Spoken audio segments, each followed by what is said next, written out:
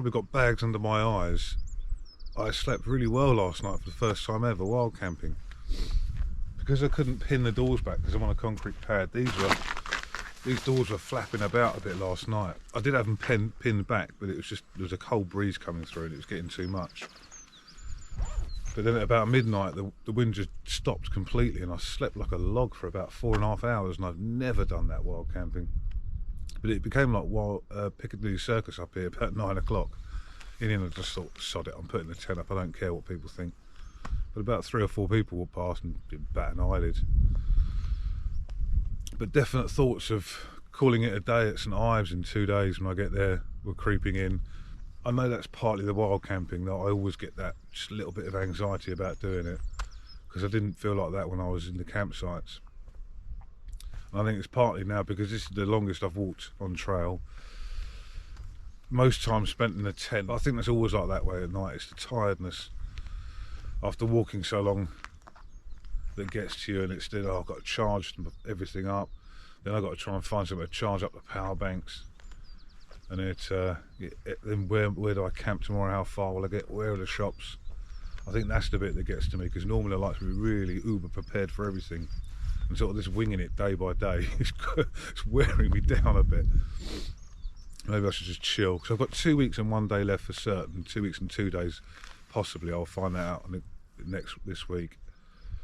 But I think I do want a couple of days at home, just to unwind a bit.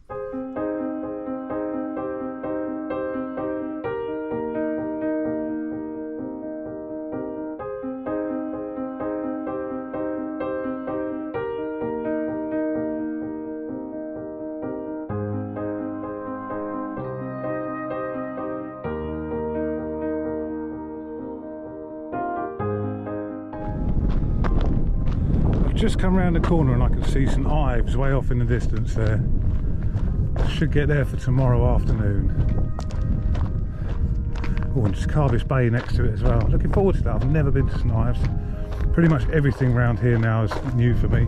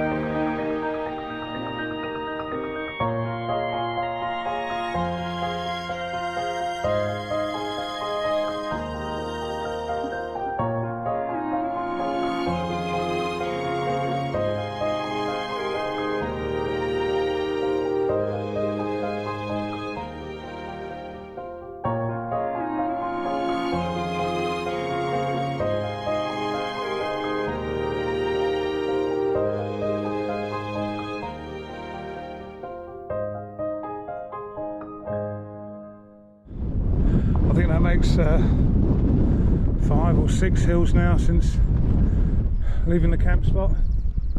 It hasn't been as bad because although they're steep, I think I'm just getting more used to it now, but you've got long flat periods in between them of at least a mile or 2, so it hasn't been as bad and easier to deal with. This walk today has been a bit meh. You had all these beautiful bays and beaches yesterday and the day before, and some nice little coastal towns, some better than others, but today it's just been a bit, I don't know, it's not the best part of Cornwall.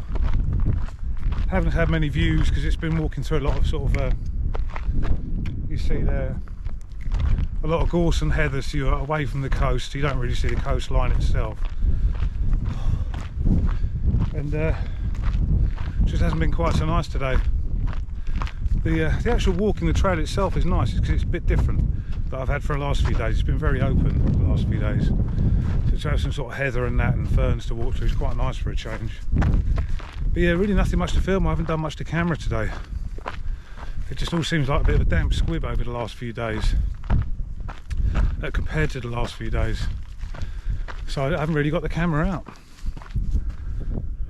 Just down there is the town of Portreath, a lovely little town, much better than Port Towan. It's just a residential town with a great beach attached to it, so there's none of these surf bars down there, and it's just all the flashy stuff you get with tourist towns. It's just a really nice residential town. And what's good about it is it's reflected in the prices. I went to Cost Cutter to get some more drink for the next 8-9 miles to Gwithian. I don't know, it sounds like a Harry Potter thing. And I went next door to get a cup of pot of tea, and it was £2.10 for a pot of tea. I've been paying about £4 at times for a small cup, so that was a nice surprise when she said £2.10. Lovely ladies that run it. She said, look, I should have about 2 more big hills between here and the finish point for me today, but I'm feeling much better because I found a campsite in, what was the name of the place, Gwithian, something like that. There are 3 campsites there. One is 34 quid. To be fair, it's a very well manicured site, so I can understand the price, or I'm getting harassed by a bee. One is 18 quid on a farm, but I found one for a tenner. Right next door, it's very small, only about 10 pitches, so I phoned up. She goes, no, we'll always make room for hikers, and we just put you around the edge of the field. It's got Wi-Fi, laundry room, showers and all you expect for 10 quid, so I'm happy with that. Just, you can probably hear I'm out of breath. One steep hill behind me, not far out of Portreath. I'm thinking, thank God. Yeah, there's another one. I think this actually could be 6 today, but there's been long stretches of flat ground, so it hasn't felt as bad as the Heartland Key to Bude Boscastle situation, where it was just one after another after another. Oh. I think it's certainly, as I get past St Ives, it is going to get more rugged and probably a lot more like this, because the last sort of 1 or 2 days from Padstow were lovely, real easy stuff. Still hills, but nothing like I'd had before. But the cliffs are starting to get a bit bigger now as I approach St Ives. But tomorrow, the first few miles, we're through Hale. There's a lot of road walking. Then into Carbis Bay and St Ives is fairly flat, I believe. Right, let's get this next bad boy done. It's quite a big one as well. This is it. Do you go straight up the centre or take the zigzag route? It's quite funny on some of these, when you get to the top it just looks like it's a sheer drop. Right, go on, put the camera away. Man up, Andy.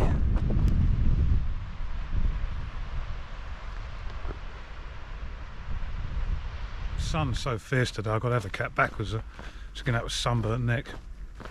The quick map check, 4 miles to Gwithian, so it should be 2 miles till I can see the seals, and I think there should be a really good view open up there of a bay into St Ives and Carbis Bay.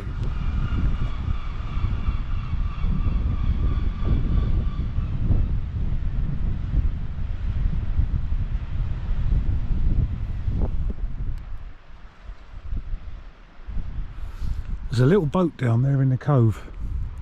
It's been nice to have a boat like that, and you can just swim into any bay you want. I'm just coming up to Godfrey Point, and it feels very dry and arid around here.